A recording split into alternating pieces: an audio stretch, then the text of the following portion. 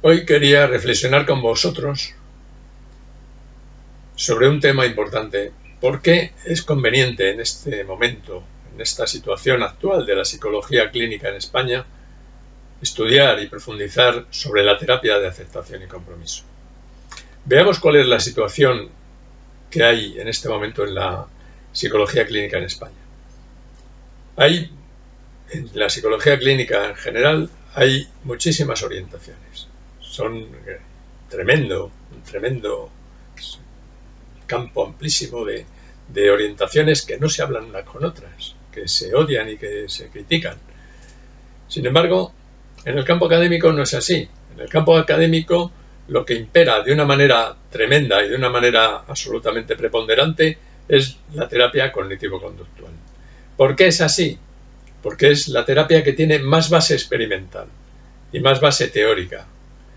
Y gracias a esa base teórica y a esa base experimental que tiene y que es fundamental para los académicos, la terapia cognitivo-conductual ha conquistado el campo académico y ha permitido que las demás orientaciones estén pues en pequeños recovecos, en pequeños y recónditos lugares en donde todavía se enseñan algunas de esas otras orientaciones.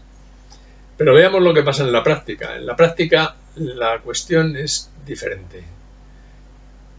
En un sondeo que se hizo cuando se creó la sección de clínica del Colegio Oficial de Psicólogos de Madrid, yo estaba allí, hicimos un sondeo sobre cuál era la situación de la práctica de la psicología clínica, tanto en el campo privado, fundamentalmente, como en el campo público. En el campo público, por ejemplo, la preponderancia de la terapia cognitivo-conductual por los condicionamientos de ese campo público aparentemente era grande. Sin embargo, los profesionales que están en el campo público, hay muchísimos profesionales que tienen otras orientaciones y que tratan a los pacientes desde esa orientación. En el campo privado aparece lo mismo. En resumidas cuentas, había tantos psicólogos de orientación cognitivo-conductual como psicólogos de orientaciones de otro tipo, condiciones humanistas, dinámicas, etc. Tantos unas como otras. Y el número de pacientes que trataban eran similar, tanto en el 50% se repartía la orientación cognitivo-conductual y el resto otro tipo de orientaciones.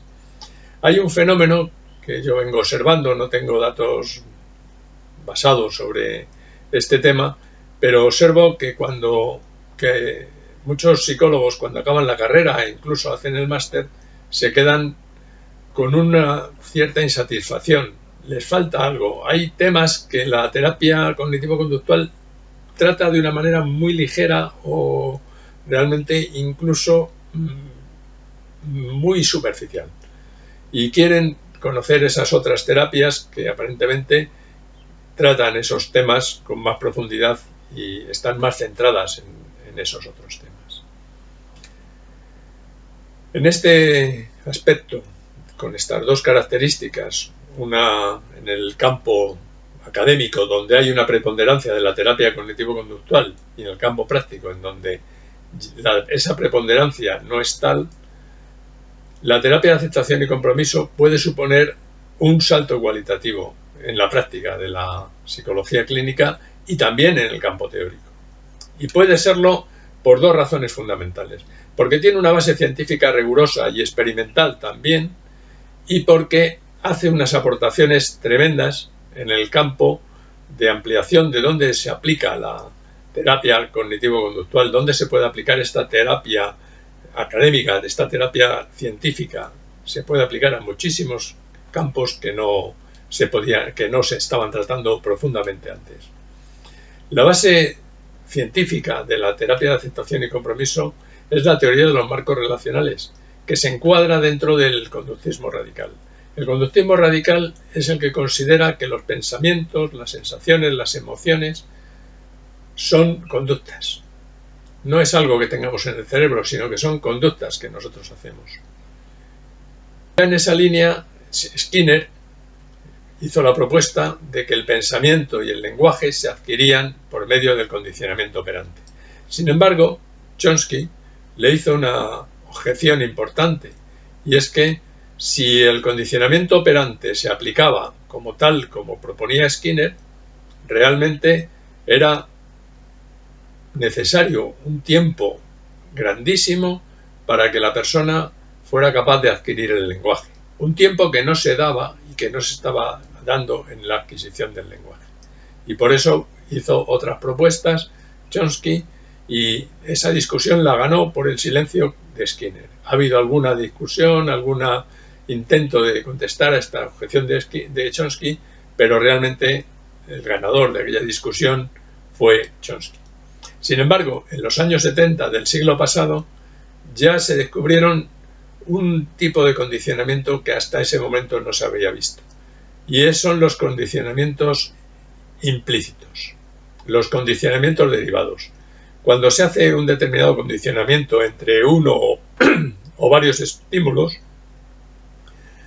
aparece ese aprendizaje que se ha dado, pero simultáneamente aparecen otros aprendizajes, otras relaciones entre los distintos estímulos que no se habían entrenado, que estaban implícitamente aprendidos. De esa manera, con pocos condicionamientos, se pueden dar una explosión tremenda de aprendizaje en una persona con lenguaje, porque no se han encontrado en los animales que no tienen lenguaje y tampoco en los niños que no tienen lenguaje. O sea que el lenguaje está asociado a esta derivación de los estímulos, a estos aprendizajes implícitos que existen. Y esos hechos, que son hechos que se recogen en el laboratorio y que cualquiera que tenga posibilidad de hacer esa experimentación lo va a encontrar, la teoría de los marcos relacionales lo recoge y lo pone en la base del aprendizaje del lenguaje. Y dice que el lenguaje se aprende por medio de las relaciones derivadas entre los estímulos.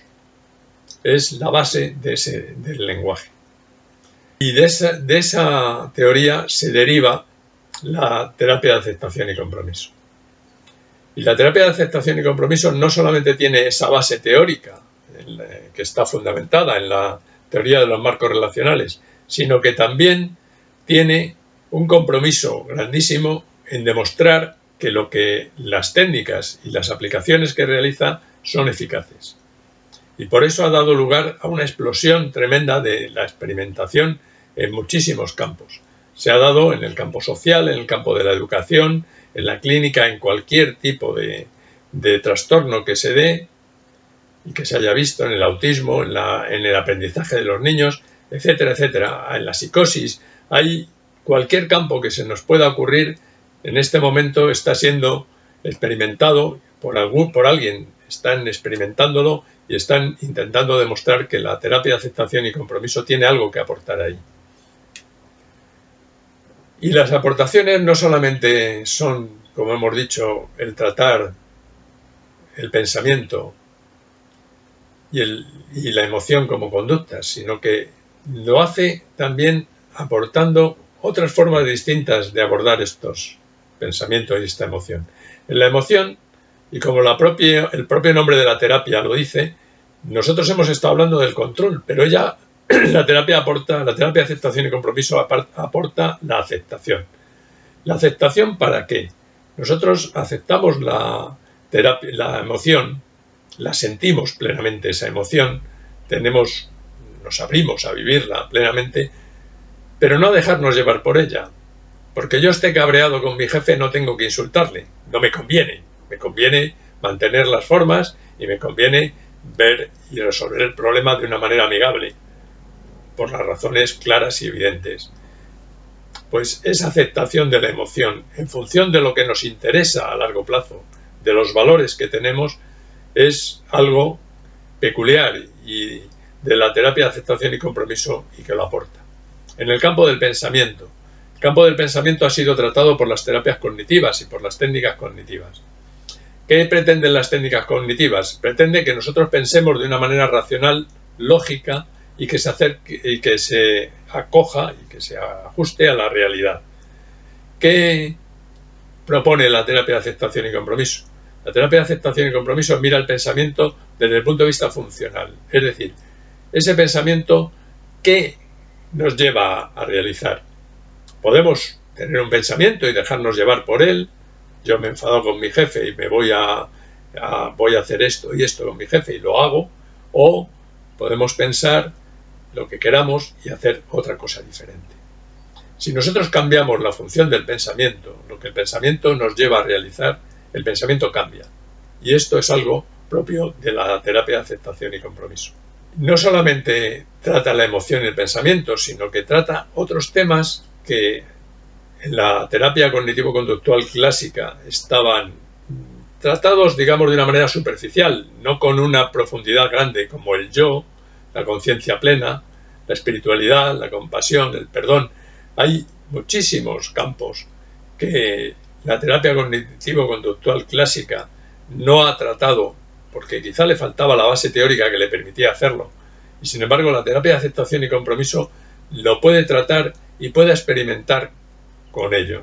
Y es más todavía, no solamente son aportaciones dentro del campo de la terapia cognitivo-conductual, sino que incluye otras técnicas y otros aspectos que son peculiares de otros tipos de terapias. Por ejemplo, la importancia de la relación terapéutica como un lugar y un tiempo en la que se va a dar el cambio, y es donde la terapia se está dando en la persona. Esto, o el vínculo, por ejemplo, que tiene que ver con esta relación terapéutica, pues eso ha sido fundamental en otras terapias y también en la terapia cognitivo-conductual, y la terapia de aceptación y compromiso lo incorpora y puede aportar y aporta otras formas de verlo y de analizarlo y de aplicarlo. Esto puede suponer una primera convergencia de las distintas terapias dentro del respeto mutuo, pero una convergencia bajo un prisma y un paraguas teórico riguroso y con una experimentación básica importante. Concluyendo, lo que he explicado es que la situación de la terapia psicológica en este momento en el campo académico está de forma preponderante controlada o llevada a cabo por la terapia cognitivo-conductual, y sin embargo en el campo práctico no es así. La terapia de aceptación y compromiso aporta una ampliación muy grande de los temas que se tratan en la terapia cognitivo-conductual, y además lo hace bajo un prisma y una base teórica importantísima que permite dar una explicación del lenguaje y de la adquisición del lenguaje y del pensamiento, y que hace que eso nos amplíe el campo de aplicación de la psicología clínica de una manera tremenda. Por eso, y porque es necesario estar al tanto de todos estos avances que se están dando en estos momentos, psicoterapeutas.com ha decidido elaborar una serie de cursos online en las que se abarcarán los aspectos más importantes de la terapia de aceptación y compromiso.